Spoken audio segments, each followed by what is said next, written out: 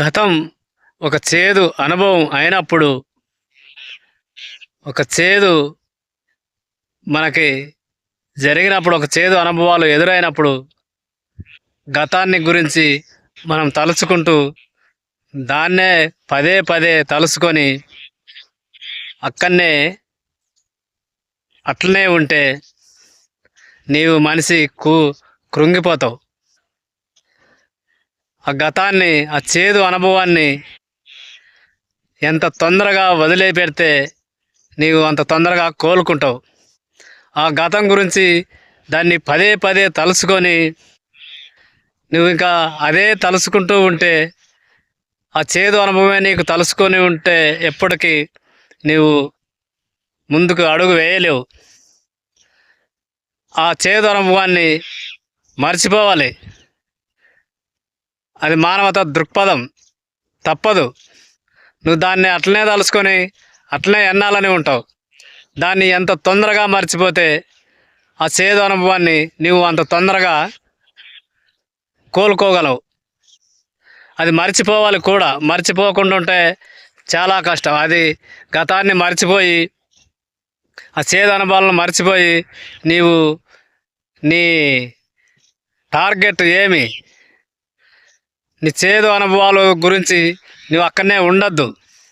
నువ్వు ఏమవ్వాలో అది ఒక డిసైడ్ చేసుకో. నీ పని మీద దృష్టి పెట్టు.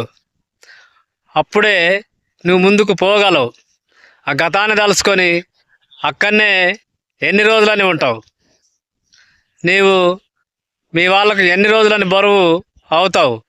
కాబట్టి ఆ గతం ఏం జరిగిందో, ఆ చేదు అనుభవాల్ని నీ మనసులో నుంచి ఎంత తొందరగా చెరిపేస్తే నువ్వు అంత తొందరగా బాగుపడతావు. నీవు అన్నది ఒక గుర్తింపు రావాలి. నువ్వు చేసే పని మీద శ్రద్ధ పెట్టాలి. నువ్వు ఫస్ట్ ఏం కావాలో ఒక నిర్ణయం తీసుకో. దాన్ని గురించే ఆలోచించు. ఆ గతం గురించి ఆలోచించుకుంటా నీ జీవితం పాడు చేసుకోకు. నువ్వు ఒక జాబ్ సంపాదించాలన్నా, ఏదైనా వేరే పని చేయాలనుకున్నా, ఆ గతాన్ని గురించి, ఆ చెడు అనుభవాల గురించి నీ మనసులో నుంచి తొలగించు. అప్పుడే నీవు ముందుకు పోగలవు. నీవంటే ఏమో నీ సత్తా చూపించి చాటి చూపించాలా జనాలకి, నీ బంధువులకి, నీ ఫ్రెండ్షిప్లతోన అందరికీ నువ్వంటే ఏమో ఒక గుర్తింపు అనేది ఉండాలా. ఫస్ట్ నువ్వు ఎందుకు పుట్టినావు అనేదాన్ని నువ్వు బాగా ఒక ప్రశ్న వేసుకో. అప్పుడే నేను ఏం చేయాలి, ఎందుకు పుట్టాను, ఎలా చావాలి, నువ్వు ఎట్లా చచ్చినా అది ఎవడు అడగడు. కానీ నువ్వు ఎంత ఎదిగినావు, నీకు పేరు, కీర్తి, ప్రతిష్ట రావాలంటే నువ్వు ఆ చెడు అనుభవాలన్నీ మర్చిపోయి గతం గతహ అని విడిచిపెట్టేయాలి. అప్పుడే నీవు ఒక మంచి ఉన్నత స్థానానికి, కీర్తి ప్రతిష్టలు వస్తాయి. నువ్వు బాగా ఎదగాలి. దాన్ని తలుసుకొని అక్కడే ఉండకూడదు. నీవు మంచి కీర్తి ప్రతిష్టలు సంపాదించుకోవాలి. జనంలో నువ్వు ఏంటంటే అది నిరూపించుకోవాలి. నువ్వంటే ఏమి, ఫలానా వాడు అని నిన్ను అందరూ తలుచుకోవాలి. అందరూ నిన్నే ఆదర్శంగా తీసుకోవాలి. అలా ఉండాలి. నీ చేదు అనుభవాలని తలుచుకుంటూ అక్కడే ఉండిపోవద్దు.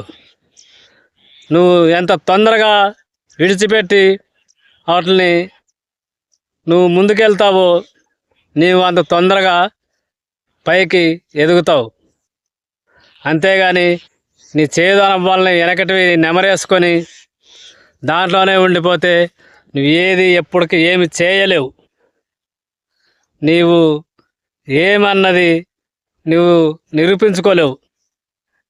అవన్నీ విడిచిపెట్టేసి నీ గమ్యమేమిటో నువ్వు నిరూపించుకో. నువ్వు ఏం అవ్వాలి, ఏం కావాలి అనేది నీ నిర్ణయాన్ని బట్టే ఉంటుంది. నీ నిర్ణయం పదే పదే మార్చుకోకు.